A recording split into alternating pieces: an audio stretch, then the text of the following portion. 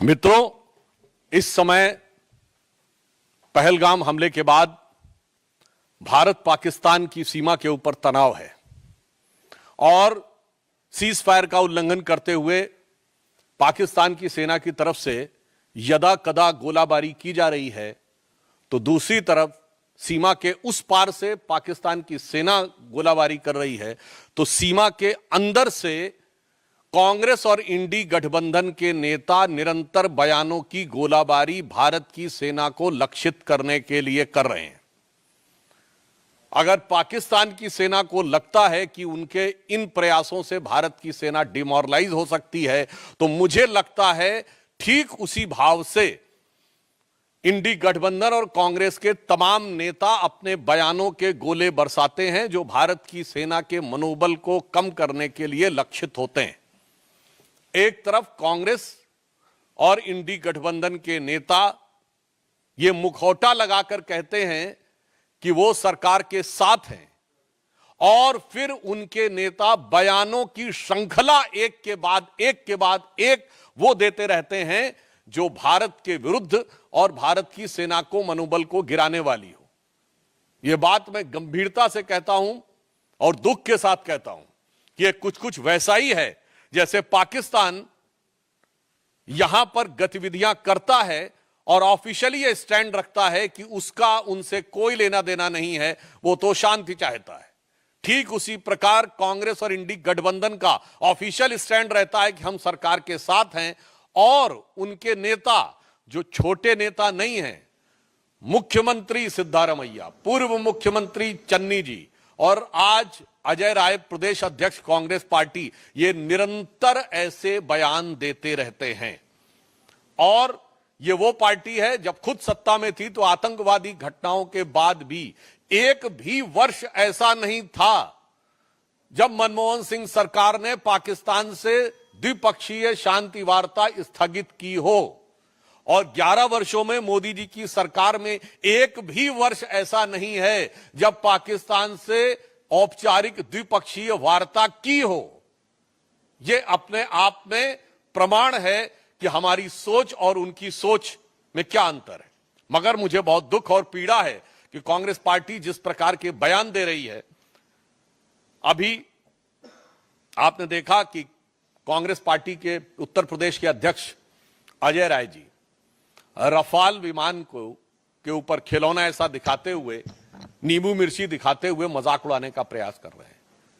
मैं देश की जनता से कहना चाहता हूं कि कितने दुख की बात है कि मात्र एक दिन पहले इसी ईस्टर्न यूपी में गंगा एक्सप्रेस वे के ऊपर रफाल ने लैंडिंग की और उड़ान भरी। यानी यह सीधा संदेश था पाकिस्तान और हमारे देश के दुश्मनों को, और उसी क्षेत्र में उसी गंगा के किनारे बैठकर कांग्रेस पार्टी का प्रदेश अध्यक्ष उसी रफाल विमान का मजाक उड़ा रहा है। इससे साफ हो जाता है कि कांग्रेस की मानसिकता क्या है। और यह भी मैं कहना चाहता हूं, हां सच है कि भारत के तमाम क्षेत्रों में एक मान्यता है कि नींबू मिर्ची बुरी नजर से बचाती है, परंतु आज भारत की सेना को पाकिस्तान की बुरी नजर से बचने की जरूरत नहीं है, क्योंकि पाकिस्तान की सेना भारत की सेना को डरी नजर से देख रही है, और ये इंडी गठबंधन और कांग्रेस वाले बुरी नजर से देख रहे हैं। तो आज वास्तविकता में ईमानदारी से कहें तो भारत की सेना को हमारे इन विपक्षी दलों के, कांग्रेस और इंडी गठबंधन के दलों की बुरी नजर से बचने की जरूरत महसूस हो रही है। जहां उस रफेल की गर्जना से पाकिस्तान थर्राया हुआ और डरा हुआ महसूस करता है, वहीं ये लोग उसका मजाक उड़ाने का प्रयास करके सेना का मनोबल गिराने का प्रयास करते हैं। और मैं कांग्रेस पार्टी से कहना चाहता हूं, बिल्कुल यह सच है कि जब रफाल आया था तो हमारे रक्षा मंत्री राजनाथ सिंह जी ने फ्रांस में जाकर उसके ऊपर स्वास्तिक बनाया था। शायद इनको पता नहीं है, भारत की सेना में बाकायदा धार्मिक शिक्षक नियुक्त होते हैं। जब सैनिक युद्ध करने के लिए जाते हैं तो उनकी धार्मिक भावनाओं के अनुरूप जो वह परंपरा चाहे, जो वो रिचुअल चाहे, और उन धार्मिक भावनाओं के अनुरूप उनकी पूरी व्यवस्था की जाती है। मैं कांग्रेस पार्टी से पूछना चाहता हूं, इसमें किस बात का मजाक उड़ा रहे हैं? हिंदू धार्मिक आस्थाओं का मजाक उड़ा रहे हैं कि चूंकि राफेल के ऊपर स्वास्तिक बनाया गया था। उधर पाकिस्तान की सेना कलमा पढ़ने की बात करती है और ये लोग हिंदू धार्मिक भावनाओं का मजाक उड़ाते हैं। इन्हें पता होना चाहिए कि भारत की सेना की जो तमाम रेजिमेंटें हैं उनके युद्ध उद्घोष ही पूर्ण रूप से धार्मिक भावना के ऊपर आधारित है। गलवान में जो हमारे सैनिक बलिदान हुए थे, बिहार रेजिमेंट का युद्ध उद्घोष है बजरंग बली की जय। गोरखा रेजिमेंट का युद्ध उद्घोष है आयोरी गोरखाली जय महाकाली। राजपूत रेजिमेंट का युद्ध उद्घोष है राजा रामचंद्र की जय। मैं पूछना चाहता हूं, आज मैं फिर यह बात गंभीरता से कह रहा हूं, आप सब ने फिफ्थ कॉलमनिस्ट वर्ड सुना होगा। 1936 से 39 के बीच में जो स्पेनिश सिविल वॉर हुई थी, तो स्पेन में यह माना जा रहा था कि चार तरफ से दुश्मन की सेनाएं आगे बढ़ रही थी, परंतु उसमें फ्रेज यूज किया था, उन्होंने कहा था 4 columns are approaching from all the 4 sides, but there is a 5th column which is supporting those who are working against the interest of Spain at the time. आज कांग्रेस पार्टी और इंडी गठबंधन 5th columnist की तरह हो गया है कि अगर दुश्मन की सेनाएं बाहर से घात लगाकर बैठी हैं तो ये इसी प्रकार से उनका मनोबल बढ़ाने का काम कर रहे हैं। और ये बात मैं ऐसे ही नहीं कह रहा हूं, आप सब मीडिया से जुड़े हुए हैं। मैं आपसे पूछना चाहता हूं कि आपने पाकिस्तान के कितने नेताओं के बयान भारत की मीडिया में देखे हैं जो भारत के पक्ष में कोट किए जा रहे हो? एक भी नहीं। बिल्कुल मैं मानता हूं कि भारत की सेना पाकिस्तान की सेना से बहुत शक्तिशाली है। भारत की सरकार प्रधानमंत्री श्री नरेंद्र मोदी जी के नेतृत्व में दृढ़ निश्चय और संकल्प के साथ कटिबद्ध है, मगर एक मामले में पाकिस्तान हमसे मजबूत है। वो इस मामले में कि पाकिस्तान में एक भी नेता वहां की सेना का मनोबल गिराने के लिए कोई बयान नहीं दे रहा है। भारत में ऐसे बयानों की झड़ी लगी हुई है। पाकिस्तान के एक भी नेता का बयान भारत की मीडिया में हाईलाइट नहीं हो रहा है। दूसरी तरफ हमारे इंडी गठबंधन के तमाम नेताओं के बयान, वहां पर सिद्धारमैया जी का बयान, चन्नी जी का बयान, बाकायदा वहां की मीडिया में किस ढंग से बोले जा रहे हैं। वहां के राजनीतिक विश्लेषक वहां की टीवी डिबेटों में बैठकर भारत के राजनीतिक दलों का नाम लेकर, नेताओं का नाम लेकर यह शब्द प्रयोग कर रहे हैं कि सब लोग हिंदुस्तान में मोदी के साथ नहीं हैं। यहां तक शब्द प्रयोग किए गए, इसके वीडियो अवेलेबल हैं, राजनीतिक दलों का नाम लेकर कि ये लोग हमारे साथ हैं। और मैं विपक्ष दलों को भी बताना चाहता हूं कि विपक्ष में आचरण कैसे किया जाता है, यह उन्हें ध्यान रखना चाहिए। 2010 या 11 या 12 की बात है जब पाकिस्तान के तत्कालीन प्रधानमंत्री नवाज शरीफ ने हमारे तत्कालीन प्रधानमंत्री स्वर्गीय मनमोहन सिंह जी के लिए आपत्तिजनक शब्दों का प्रयोग किया था। देहाती औरत और जाने किस किस संदर्भ में बोला था। उस समय हमारे वर्तमान प्रधानमंत्री और उस समय गुजरात के मुख्यमंत्री नरेंद्र मोदी जी ने दहाड़ कर कहा था कि कौन होता है पाकिस्तान हमारे 125 करोड़ भारतवासियों के प्रतिनिधि प्रधानमंत्री के बारे में टिप्पणी करने वाला। दूसरा मैं उदाहरण बताना चाहता हूं।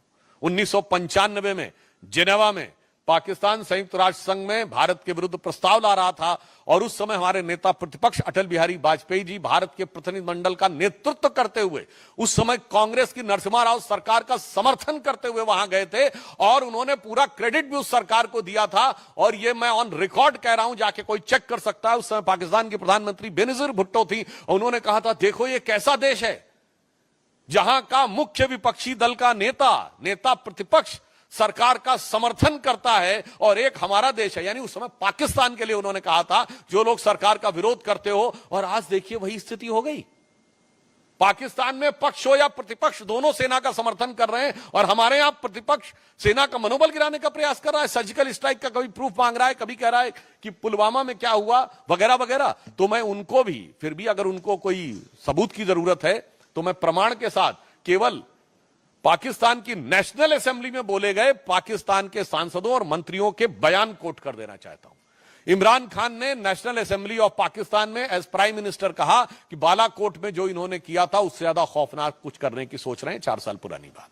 फवाद चौधरी पाकिस्तान के मंत्री थे और उनका फ्लोर ऑफ द हाउस पर नेशनल असेंबली में दिया गया बयान है कि हमने पुलवामा तक घुस के मारा था।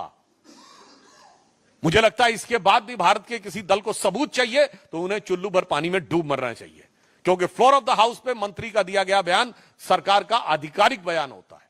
और इसके बाद पाकिस्तान के एक एमपी ने उस समय के फॉरेन मिनिस्टर शाह महमूद कुरैशी साहब को कोट करते हुए कहा कि मैं बैठा हुआ था, शाह महमूद कुरैशी साहब यानी उस समय के फॉरेन मिनिस्टर बैठे थे, आर्मी चीफ आए और आर्मी चीफ के पांव कांप रहे थे। यह फ्लोर ऑफ द हाउस पे दिया गया बयान है। आर्मी चीफ के पांव कांप रहे थे, उन्होंने कहा खुदा का वास्ता है अभिनंदन को वापस कर दो वरना शाम तक इंडिया अटैक कर देगा। यह सदन के पटल पर इमरान खान का एज प्राइम मिनिस्टर दिया गया स्टेटमेंट है कि पिछले 73 सालों में, उस समय 73 साल हुए थे, ऐसी गवर्नमेंट नहीं आई जिसने पाकिस्तान के लिए इतनी मुसीबत क्रिएट की हो जितनी ये मोदी की सरकार आई है। जब सिद्धू गए थे तो उस समय रैली में बोला था इमरान खान ने एज प्राइम मिनिस्टर की जब तक आप लोगों की सरकार नहीं आएगी तब तक हालात नहीं सुधरेंगे। और यहां के मंत्री, पूर्व मंत्री रहे मणिशंकर अय्यर जी ने कहा था मोदी को हटाने के लिए आपकी सहायता की जरूरत है। और मैं एक और फैक्ट बोल देना चाहता हूं, सैफुद्दीन सोज साहब कांग्रेस पार्टी के अध्यक्ष रहे हैं जम्मू कश्मीर के। उन्होंने अपनी एक किताब लिखी है जम्मू कश्मीर के बारे में, जिसमें उन्होंने मुशर्रफ के स्टेटमेंट को कोट करते हुए कहा है कि यदि मुशर्रफ ने यह कहा था कि कश्मीर को भारत से अलग हो जाना चाहिए तो आज की डेट में वो सही प्रतीत होता है। मैं कांग्रेस से पूछना चाहता हूं कि आपका यह पुराना याराना कब से है भाई पाकिस्तान से? क्या आपको मुशर्रफ का बयान सही लगता है? पाकिस्तान की आर्मी के चीफ के गले मिलते हैं आप, भारत के आर्मी चीफ के बारे में आपत्तिजनक बातें करते हैं। इसलिए मैं स्पष्ट रूप से देश की जनता को संबोधित करते हुए कहना चाहूंगा कि देश के अंदर और बाहर सरकार और सेना पूरी दृढ़ता के साथ, कूटनीतिक दक्षता के साथ जहां संकल्पित होकर खड़ी है। इस समय भी रक्षा मंत्री जी की जापान के रक्षा मंत्री से वार्ता चल रही है, तो दूसरी तरफ विपक्ष के द्वारा जिस प्रकार का घटनाक्रम किया जा रहा है यह अपने आप में बहुत दुखद है, निंदनीय है, भर्त्सना योग्य है। परंतु हम देश को आश्वस्त करना चाहते हैं कि प्रधानमंत्री श्री नरेंद्र मोदी जी के नेतृत्व में जो प्रधानमंत्री जी ने कहा है कि इस घटना के अपराधियों को धरती के अंतिम छोर तक ढूंढकर दंडित किया जाएगा और दंड ऐसा होगा जिसका कोई पूर्व का उदाहरण नहीं होगा, यानी अभूतपूर्व दंड दिया जाएगा। और ये वो लोग हैं जिन्होंने जीती हुई बाजी, जंग के मैदान पे जीती हुई सेना को कूटनीति के टेबल पर हारने पे मजबूर किया है। मैं कांग्रेस को याद दिलाना चाहता हूं, आप कहते हो कि हमारा वायुसेना का जो जहाज है वो खिलौने की तरह है। हां, मैं कांग्रेस पार्टी को याद दिलाना चाहता हूं 26/11 के हमले के बाद वायुसेना कार्रवाई के लिए तैयार थी और उस समय वायुसेना अध्यक्ष फॉली होमी मेजर साहब ने 2016 में अपने संस्मरण में लिखा है कि मनमोहन सिंह सरकार ने अनुमति नहीं दी। आपने वायुसेना के युद्धक विमानों को खिलौने की तरह रखा था, मगर मोदी जी की सरकार सेना के हर साजो सामान को उचित, प्रभावी कूटनीतिक घेराबंदी के बाद रणनीतिक प्रयोग के लिए रख रही है। आपकी सरकार वो थी कि हमारी फौज जीतती थी और सरकार सब कुछ हार के चली आती थी, क्योंकि आप को एक मर्ज था कि हमें सुलह की शक्ल संवारनी है, भले ही वो भारत की सेना के जवानों के खून से क्यों ना संवारनी पड़े। तो एक पंक्ति में याद दिलाना चाहता हूं जो उनकी विदेश नीति थी वो क्या थी कि चीन छीन देश का गुलाब ले गया। ये नेहरू जी के लिए कहा गया। चीन की विदेश नीति असफल हुई थी ना, गुलाब पहनते थे वो, गुलाब लगाते थे। चीन छीन देश का गुलाब ले गया और ताशकंद में वतन का लाल सो गया, और ये सुलह की शक्ल को संवारते रहे, जीतने के बाद बाजी हारते रहे। मगर अब सरकार वो है जो जंग और कूटनीति के मैदान दोनों के ऊपर प्रभावी उत्तर देने के लिए तैयार और कृत संकल्पित खड़ी हुई है। फिर भी मैं कांग्रेस पार्टी से अनुरोध करूंगा कि कृपया इस संवेदनशील समय में सेना का मनोबल गिराने और राष्ट्र का मनोबल गिराने की हरकतों से बाज आए। सेना के जहाज को लेकर किया गया व्यंग नहीं, यह भीतरघात होता है। मैं विनम्रता और दृढ़ता से कहना चाहता हूं, कभी भी युद्ध या युद्ध के समकक्ष स्थिति में बताएं जब हमारी पार्टी ने विपक्ष में रहते हुए कांग्रेस पर कोई व्यंग या तंज किया हो। और मैं पूछ रहा हूं इतने अधीर क्यों हो रहे हैं भाई? अभी कितना वक्त गुजर गया है। और इनकी पार्टी 26/11 के हमले के मात्र 9 महीने बाद जुलाई 2010 में शर्मल शेख में पाकिस्तान से ज्वाइंट डिक्लेरेशन साइन करती है, जिसमें बलूचिस्तान भी हिस्सा होता है, और कहते हैं कि टेरर अटैक से टॉक्स प्रभावित नहीं होंगी। अजय राय जी को नहीं पता हो तो मैं बताना चाहता हूं, हवाना में जाकर मनमोहन सिंह सरकार ने कहा पाकिस्तान आतंकवाद से पीड़ित देश है। इसलिए मैं कहना चाहूंगा, भाई बोलने से पहले अपनी फितरत देख लो, अपनी हिम्मत देख लो, और उसके बाद देखो कि इस सरकार ने क्या हिम्मत दिखाई है।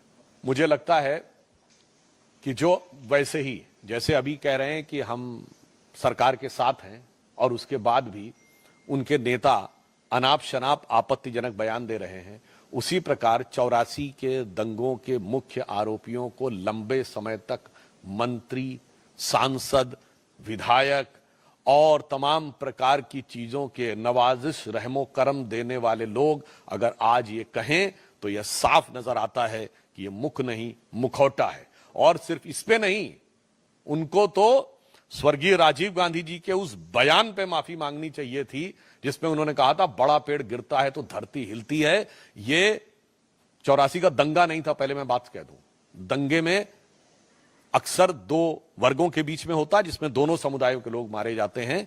ये नरसंहार था जिसमें दंगाइयों के द्वारा भी एक ही समुदाय यानी सिख मारे गए, और पुलिस की गोली से भी एक ही समुदाय यानी सिख मारे गए। और उसके बाद भारत के प्रधानमंत्री ने कहा था बड़ा पेड़ गिरता है तो धरती हिलती है। तो पहले वो सही बता दें राहुल गांधी जी, आप सही कि आपके स्वर्गीय पिताजी सही?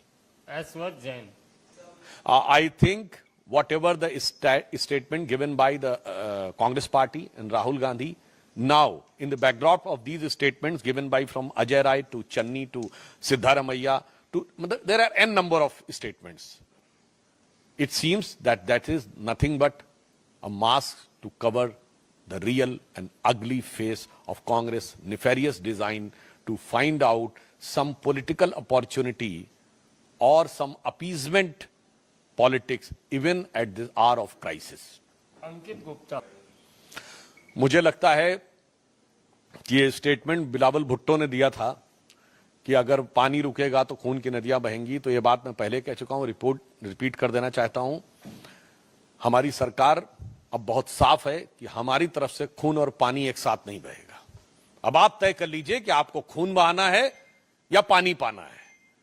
जैसे कांग्रेस की सरकार में होता था कि शांति वार्ता आतंकवाद से प्रभावित नहीं होगी, हमारी सरकार ने कहा आतंकवाद के साथ शांति वार्ता नहीं होगी, तो भारत का खून और पानी एक साथ नहीं बहेगा। और वैसे भी बिलावल भुट्टो को याद रखना चाहिए कि उनकी मां बेनजीर भुट्टो ने अपनी किताब डॉटर ऑफ ईस्ट में चैप्टर नंबर 2 में पेज नंबर 25 पे लिखा है कि during our childhood we were told that we descended from the Rajput clan of Hindus.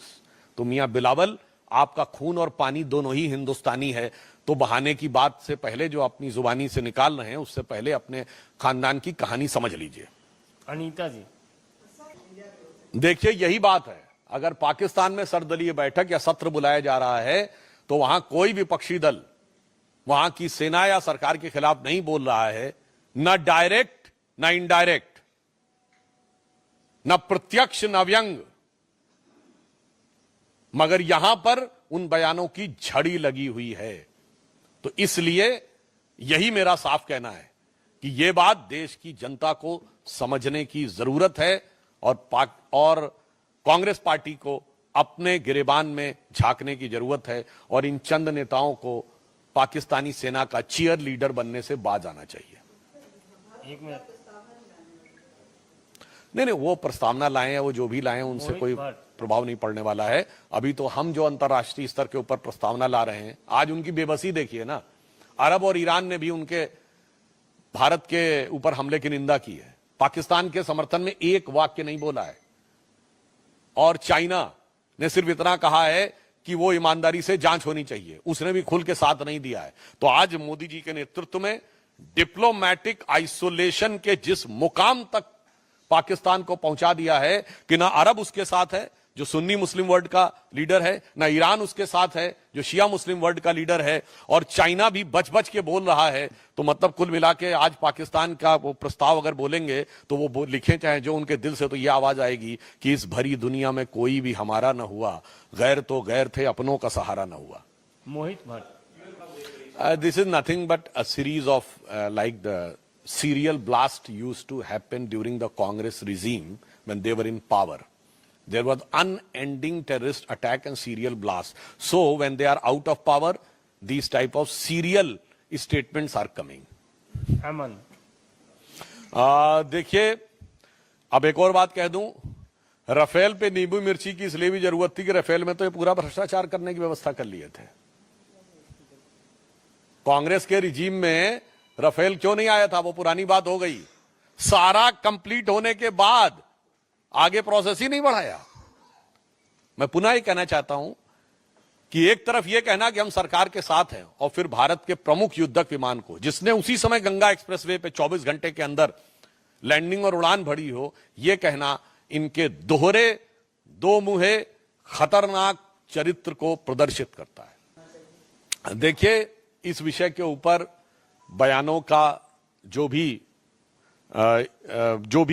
प्रकार है, इसके टेक्निकल के साथ साथ मॉरल और पॉलिटिकल जवाब भी हमें कांग्रेस से चाहिए।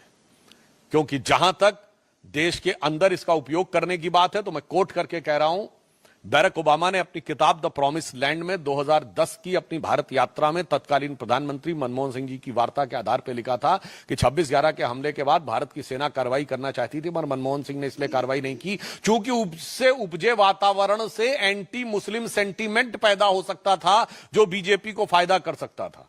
तो यह कांग्रेस पार्टी है जो भारत के अंदरूनी वातावरण को पाकिस्तान से जोड़ती है, हम नहीं जोड़ते हैं। हां, यदि वो कोई अपराधी करे तो आपराधिक मुकदमा होना चाहिए, और नेता करे तो पहले उसको जवाब देना चाहिए। संविधान की शपथ लेके करने वाला नेता इस टेक्निकल चीज के पीछे नहीं छुप सकता, पहले नैतिकता का जवाब दे जिसने संविधान की शपथ लेकर भारत की संसद में प्रवेश किया है। देखिए, अगर वो ऐसा है तो फिर उन्हें घबराहट किस बात की है? ये दोनों बातें एक साथ नहीं चल सकती हैं। मगर एक अंतर यह भी है, भारत सरकार ने एक निर्णय यह भी लिया है कि अब हम हाइड्रोलॉजिकल डाटा पाकिस्तान के साथ शेयर नहीं करेंगे। इससे पहले युद्धों के दौरान भी हाइड्रोलॉजिकल डाटा जो इन 5 नदियों का था, यानी कितना पानी आया है, एट प्रेजेंट कितना पानी है, यह पाकिस्तान को शेयर किया जाता था। अब भारत सरकार ने शेयर करना बंद कर दिया है, तो अब पाकिस्तान के लिए अनुमान लगाना मुश्किल है कि अब आने वाले दिनों में पानी कम आएगा या ज्यादा उभार चढ़ाव आएगा या उतार। वैसे मुझे लगता उतार ही उतार होने का चांस ज्यादा है। देखिए, ये जिस प्रकार के लोग बयान दे रहे हैं, मैं पुनः ये बात कहना चाहता हूं, अब या तो उनकी समझ बहुत विचित्र है, क्योंकि जो हमारे विपक्षी दल है उनके सामने बड़ी समस्या हो जाती है, वो हर चीज के एक्सपर्ट हो जाते हैं। अब पानी कहां लेके जाएंगे, तो मुझे लगता है हाइड्रोलॉजी के एक्सपर्ट हो गए या वो सिविल इंजीनियरिंग के एक्सपर्ट हो गए। जब राफेल की बात आती तो एरोनॉटिकल इंजीनियरिंग के एक्सपर्ट हो जाते हैं। जिस समय वैक्सीन की बात आती तो सेलुलर माइक्रोबायोलॉजी के एक्सपर्ट हो जाते हैं। फिर जब वैक्सीन आई तो कहते इतने कम समय में वैक्सीन कैसे उसका पूरा हो गया, तो स्टैटिस्टिक्स के एक्सपर्ट हो जाते हैं। और जब राम मंदिर का उद्घाटन होना होता है तो मुहूर्त के एक्सपर्ट हो जाते हैं। तो उनकी इस एक्सपर्टीज का जवाब देना मेरे विचार से एक्चुअली में ऐसा है कि इंडी गठबंधन के जो नेता हैं, मैं पुनः कह रहा हूं, वो जो ये बयान देते जा रहे हैं उनके चेहरे पर से वो नकाब उतरता चला जा रहा है, और ये सारे के सारे लोग एग्जैक्टली अपनी पार्टी और गठबंधन का असली चरित्र उजागर करते चले जा रहे हैं। जिसे एक पंक्ति में कह दूं कि वो पैरवी तो झूठ की करता चला गया, बस उसका चेहरा उतरता चला गया, और रंगत समझ में आई मगर आई देर से, कच्चा था बहुत रंग उतरता चला गया। तो ये जो हम सरकार के साथ खड़े हैं, ये बहुत कच्चा रंग था, चाहे महुआ मैत्रा जी हो, अमीर जमाई जी हो, या सिद्धारमैया जी हो, या कर्नाटक के में जो मंत्री हैं, क्या थिम्पू जिनका नाम था वो हो, कोई भी हो, सबका रंग उतरता चला जा रहा है।